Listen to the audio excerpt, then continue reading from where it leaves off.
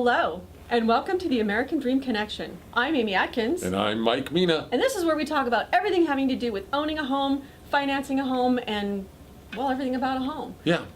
First of all, we changed seats this week because Amy thinks that my cheek looks really bad because what happened? Oh, yeah, I went to the dentist and they pulled my gums down because they were receding like my hairline. So that was basically that. And you're still a little swollen, but not too bad. Yeah, no, it's better than it was the last few days, so we're getting better. So we switched places because, well, we won't go into that. Mike, what's going on in the land of mortgages and what's happening? Well, the land of mortgages is so much fun. I just can't even tell you. So here's what's happening. A lot of what we're seeing out there is internet lenders are creating havoc out there. Yeah. Because they don't know what they're doing. So a lot of times people are jumping into escrow. And about halfway through the escrow, they figure out that, oh, the loan officer didn't know what they were doing. They're making $8 an hour somewhere in Detroit. And lo and behold, this deal's not going to go through. Here, put your cape on and get it done. We're seeing a lot of that. We're also seeing people needing bank statement loans. We just finished tax season, so people are able to qualify for houses. What we're really seeing is people that buy more real estate have more money in the long run. Mm-hmm. It's a crazy thing. So, I was talking to one of the kids last night. We went down to the valley, and Spencer has a new boyfriend, which never happens. And this kid's a really nice kid. And he goes, I just want to be rich. And I said, really? I said, how are you going to do it? Oil or real estate? He goes, yeah, it does seem like everybody that either does it, because he's from Texas, is either an oil or real estate. Yeah. And that's what it comes down to, is buying real estate. So, loan programs, is that what you want to know? What else do you want to know? Well, I know that we're not going to name names, but the reason that they're making $8 an hour or $12, whatever, $5 an hour in Detroit is because one of the major internet lenders is located there. Yeah, one of the major ones. Yeah. But now they're taking, this is the crazy part. I mean, we underwrite our files down the hall with, California people that look at their files and do everything.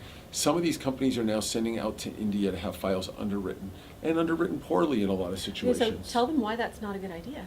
Well, first of all, it hurts the American people with the American dream, and it's not helping us with jobs. So that's not a good idea. Plus, they don't know guidelines. So the inconsistency is happening a lot from what we see. We'll hear of a client that got approved, and we're like, how did that happen? And if it wasn't fraud, it was underwriter error. That's the only way those files get through.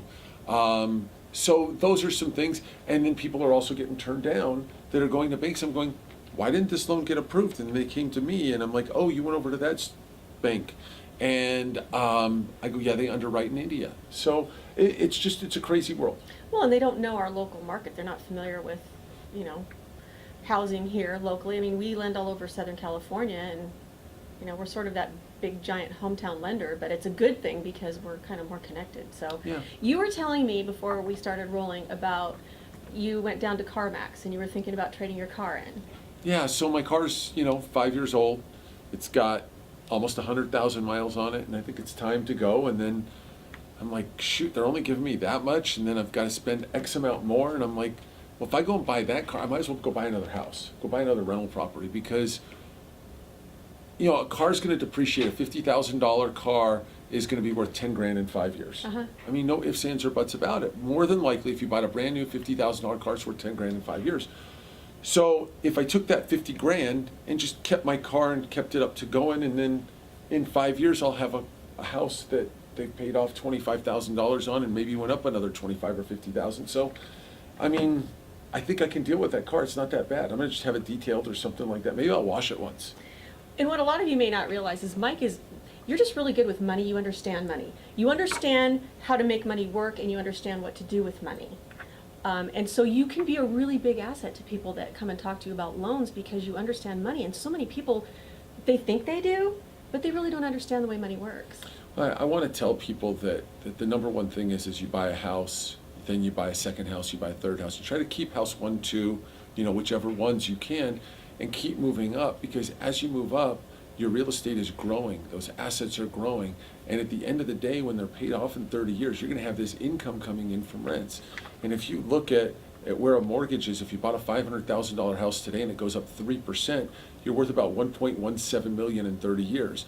If it goes up 4%, you're worth like 1.6 or 1.7 million dollars. If it goes up 5%, it's like 2.4 million dollars in 30 years.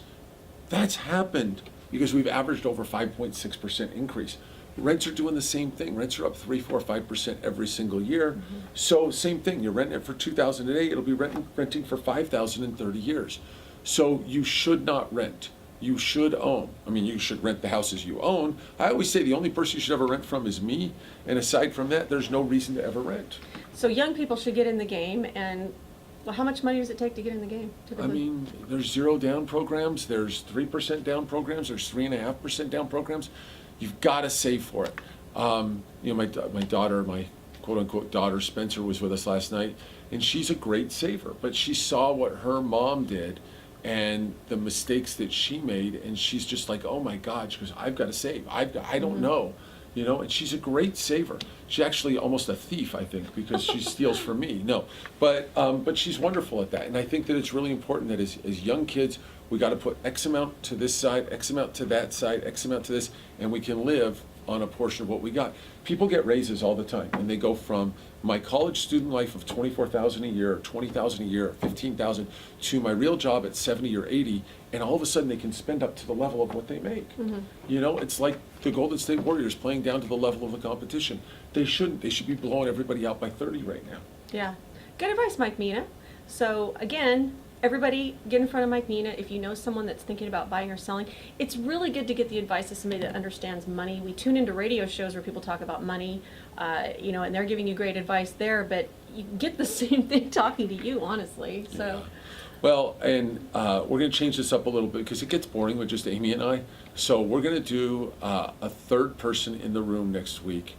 She's a decorator, a designer. She designed our office, actually, and a lot of people say it's absolutely gorgeous. But she's going to talk a little about real estate and what the design We're going keys to pick are. her brain about what the current trends are, too, as far as, like, if someone's decorating their home, like, what are buyers looking for? Yeah.